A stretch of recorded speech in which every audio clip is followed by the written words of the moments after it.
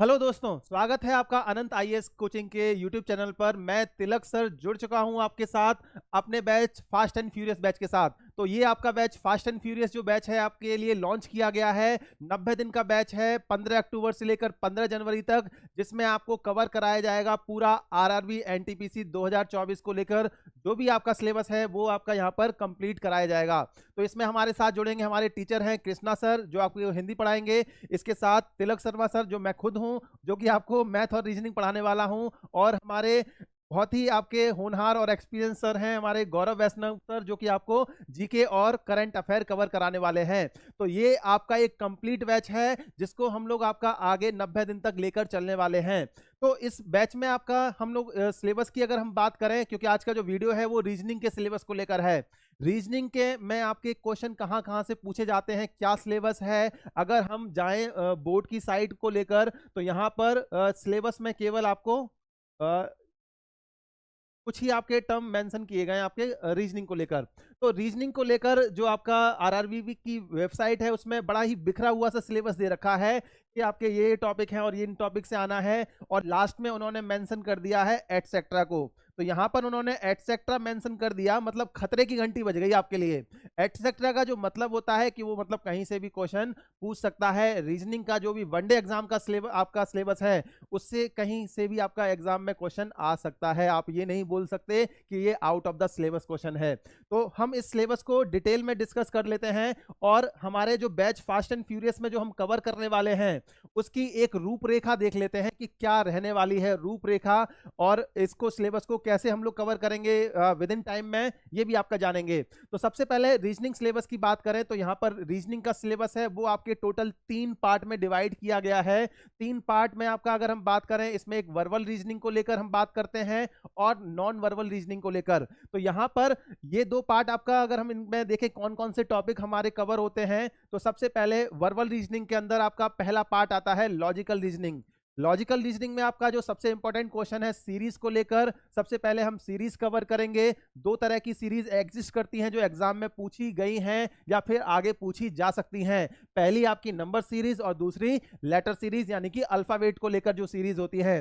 Second number पर analogy यानी कि सादृश्यता समानता को कवर किया जाएगा, जिसको हम 3 सब पार्ट में क्लियर करेंगे। एक नंबर एनालॉगी, अल्फाबेट एनालॉगी और वर्ड एनालॉगी। तो एनालॉगी जो है वो आपका एक टर्म है जिसके अंदर 3 पार्ट में जिसको डिवाइड किया गया है। आगे नंबर में हम नंबर के रेस्पेक्ट में सादृश्यता पढ़ते हैं। अल्फाबेट में हम अंग्रेजी के जो ए से लेकर जेड तक अल्फाबेट हैं उनको लेकर हम कवर करते हैं पार्ट इसको, और वर्ड में हम वर्ड मीनिंग को लेकर डील करते हैं।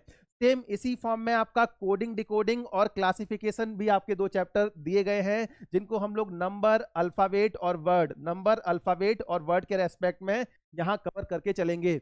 इसके साथ आपका जो नेक्स्ट टॉपिक है वो मिसिंग नंबर है। मिसिंग नंबर एक पजल की तरह होता है जो कि आप कई बार देखते हैं कि एग्जाम में पूछ लिए जाते हैं, या तो देखते ही सॉल्व हो जाते हैं, और अगर अटक गए तो फिर आपका वो फिर लास्ट तक फिर रह ही जाता है। तो मिसिंग नंबर को लेकर जो भी आपके कॉन्सेप्ट हैं, सबसे बड़ी चीज मिसिंग नंबर को लेकर ट्रिक बताई जाएगी इस चैनल पे, जो कि आज तक किसी ने यूट्यूब पे नहीं बताई है। तो यहाँ पर मिसिंग नंबर को लेकर किस तरह से हमें पहचानना है, क्या लॉजिक लगेगा, किस डायरेक्शन में हमें सोचना है, वो सारी चीजें आपको यहाँ पर एक स्टेप बाय स्टेप बताई जाएंगी। इसके बाद नेक्स्ट टॉपिक है आपका सिंबल एंड नोटेशन। इसमें हम कवर करेंगे सिंबल्स के आपके जो एक्सचेंज किए जाते हैं। उसके बाद बॉड मास वाला प्रिंसिपल कैसे लगाया जाएगा, और नेक्स्ट आपका नंबर पर आएगा alphabet sequence and alphabet arrangement. तो आपको शायद नहीं पता होगा, अल्फाबेट सीक्वेंस और अल्फाबेट अरेंजमेंट में टोटल 5 टाइप के क्वेश्चंस एग्जिस्ट करते हैं, जिसमें से लगभग आपके 3 से 4 क्वेश्चन हर एग्जाम में पूछे जाते हैं। तो ये पार्ट जो है आपका, ये हम कवर करके चलेंगे आपका वर्बल रीजनिंग के अंदर। वर्बल रीजनिंग के कौन से, लॉजिकल रीजनिंग वाले पार्ट में। इसके बाद सेकंड जो पार्ट रहने वाला है रीजनिंग के अंदर वो नॉन वर्बल है। अच्छा, वर्बल नॉन वर्बल को लेकर अंतर कई लोगों के बीच में डाउट रहता है कि सर वर्बल क्या होता है, नॉन वर्बल क्या होता है। वर्बल रीजनिंग आपका रीजनिंग का वो पार्ट है जिसको हम बोलकर लिखकर हम किसी दूसरे को समझा सकें, यानी कि वो क्वेश्चन जो कि आपके अल्फाबेट्स की फॉर्म में, नंबर्स की फॉर्म में, या आपके कोई वर्ड मीनिंग की फॉर्म में दिए जाते हैं, वो प्रॉब्लम्स आपकी सारी वर्बल रीजनिंग के अंदर एग्जिस्ट करेगी। नॉन वर्बल रीजनिंग आपका रीजनिंग का वो पार्ट है जिसमें हम कोई भी क्वेश्चन या फिर कोई भी अपनी भावना एक्सप्रेस करने के लिए डायग्राम का सहारा लेते हैं, इसीलिए इसको क्या बोलते हैं, नॉन वर्बल, जिसको हम बोल के एक्सप्रेस ना कर पाए। अब नॉन वर्बल रीजनिंग के अंदर पहला टॉपिक रहेगा सीरीज। अब आप कहोगे सर सीरीज तो आपने यहाँ पर वर्बल में भी बताया था, नॉन वर्बल में ये कौन सी सीरीज है? ये वो सीरीज है जो कि डायग्राम को लेकर है। सेकेंड पार्ट आपका एनालॉगी रहेगा, सादृश्यता, ये भी डायग्राम को लेकर हम यहाँ पर इसके क्वेश्चन सॉल्व करेंगे। क्लासिफिकेशन, क्लासिफिकेशन यहाँ पर भी है और यहाँ पर भी है, इसमें भी क्लासिफिकेशन को हम लोग कवर करेंगे डायग्राम के माध्यम से। इसके बाद एम्बेडेड फिगर हो गया, फिगर कंप्लीशन, फिगर कंप्लीट कर कैसे किया जाएगा, उसका रिमेनिंग पार्ट क्या रहेगा, वो सारा हम लोग यहाँ पर फाइंड आउट करते हैं। कटिंग एंड फोल्डिंग पेपर को लेकर भी क्वेश्चन पूछे जाते हैं, बड़े ही इंटरेस्टिंग क्वेश्चन होते हैं और बहुत सारे बच्चे ऐसे होते हैं जो इस टॉपिक इजी से टॉपिक में मात खा जाते हैं, तो उनको भी हम लोग यहाँ पर कवर करके चलेंगे। मिरर एंड वाटर इमेज को लेकर भी आपके काफी सारे क्वेश्चन हैं जो कि आपके पूछे गए हैं, उनको भी हम लोग आपका नॉन वर्बल के अंदर कवर करते हैं। काउंटिंग फिगर को लेकर नंबर ऑफ ट्राइंगल्स काउंट करना, number of square, number of rectangle, वो सारी चीजें आपका यहाँ पर हम काउंट करते हैं। ग्रुपिंग ऑफ इमेजेस, इमेजेस की ग्रुपिंग करना उनकी किसी भी एक सिमिलरिटी के बेसिस पे, वो सारी चीजें भी आपका हम लोग इसी नॉन वर्बल वाले पार्ट में कवर करेंगे। इसके बाद हमने एटसेट्रा इसलिए लगा दिया है क्योंकि कुछ और आपके एक दो टॉपिक है मैट्रिक्स वगैरह को लेकर, वो भी आपके यहाँ पर इसी नॉन वर्बल वाले पार्ट में कवर कराए जाएंगे। इसके बाद अगर हम बात करें तीसरे पार्ट की, तीसरे पार्ट में हम लोग एनालिटिकल रीजनिंग कवर करेंगे, ये आपका वर्बल रीजनिंग का ही एक पार्ट है। वर्बल रीजनिंग में आपका जो एनालिटिकल रीजनिंग है उसमें सबसे पहले हम डायरेक्शन एंड डिस्टेंस, दिशा और दूरी को कवर करते हैं। ब्लड रिलेशनशिप, रक्त संबंधी जो प्रश्न है ब्लड रिलेशनशिप को लेकर, वो आपके कवर किए जाएंगे। क्लॉक, कैलेंडर, क्लॉक और कैलेंडर आपके एक ऐसे टॉपिक हैं जिनसे क्वेश्चन बहुत ही रेयर पूछा जाता है, लेकिन जब एग्जाम आपका मल्टीपल शिफ्ट में होगा तो वहां पर इनके आने के चांसेस आपके काफी ज्यादा बढ़ जाते हैं। तो यहाँ किस बैच में आपसे ये क्वेश्चन टकरा जाए आप नहीं जानते, तो आपको कवर इसको भी करना है।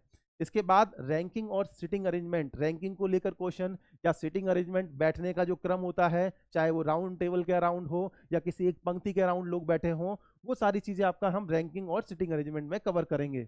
इसके बाद डाइस, क्यूब एंड क्यूबॉइड, आपका घन और घनाभ या पासा, उसको लेकर आपके जो क्वेश्चंस हैं, डाइस में भी हम लोग ओपन डाइस और क्लोज डाइस दोनों को कवर करके चलेंगे यहाँ पर।